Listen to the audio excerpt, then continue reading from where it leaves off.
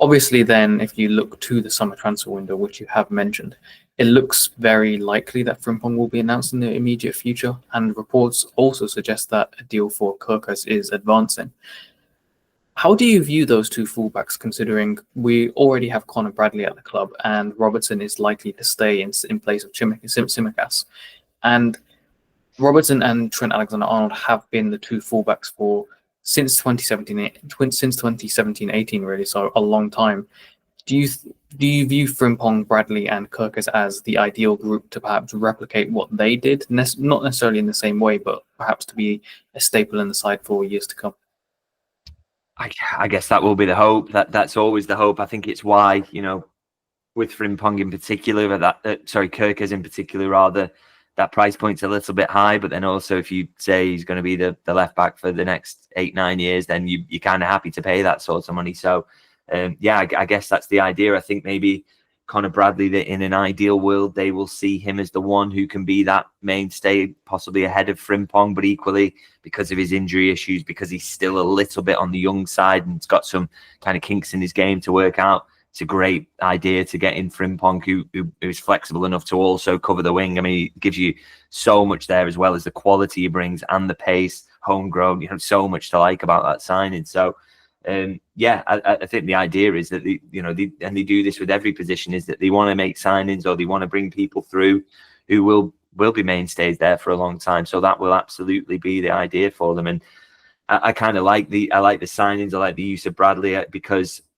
I'm kind of glad Liverpool aren't going down the route of kind of using centre halves at fullback as well. I think that's been a trait that's come in recent years, and it was very much the trend, and everyone thought Liverpool were going to go down that route. But I think it gives you a better brand of football to watch, in my opinion, if you don't go down that route, and just to get more footballers and pace on the pitch. And it's not always about control and penning in. Sometimes it's about just getting up the other end as quick as you can and putting the ball in the goal. So I'm kind of glad that they're going down that route, and it gives you an idea very much of what Slot wants, because he's only made one signing that's come into the first team picture in Chiesa, and obviously that hasn't quite worked out as they hoped when they gambled on it. So we've not really had an idea of, when he sits down with the sporting director, Richard Hughes, and talks about the profiles he wants and what his ideal 11 will look like. We've not been given a great picture of that, because he's just used what he had already at the club. So now we're going to start to get that. And clearly he likes the idea of a lot of pace in the team. He likes his fullbacks to push up high and be in the final third. And like I say, I'm glad to hear that, really. And I'm very much looking forward to seeing what an Arne Slot team with his stamp fully put on it looks like. So, don't want to start wishing my summer away and the holiday that I'm going to have and the break, which I can't wait for. But I really am looking forward to pre-season. I think it's going to be an exciting one. Absolutely. And I do want to bring back the topic of fullbacks, because Slot has mentioned so many times that PSG he's praised PSG's fullbacks and their use of them, how they always fly up the right and left flank. But I wanted to ask you whether you would have any defensive concerns with the group of four. So you have Bradley and Frimpong who could play right back, and it looks like you're going to have Kerkez and Robertson who could play left back. And both pairs of fullbacks, they love to get up and down.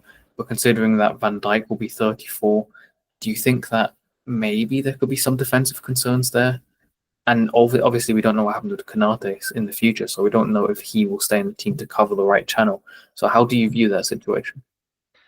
I'm not too concerned about it, only because, you look at the fullbacks this season. I don't think Robertson has been completely conservative in his position a lot of the time. And I think Trent Alexander-Arnold, we've spoken so many times, there are frailties there in terms of his defending, and the fact that a lot of the time he isn't basically in that place to defend anyway. So, Liverpool have been operating in that way pretty much this season anyway.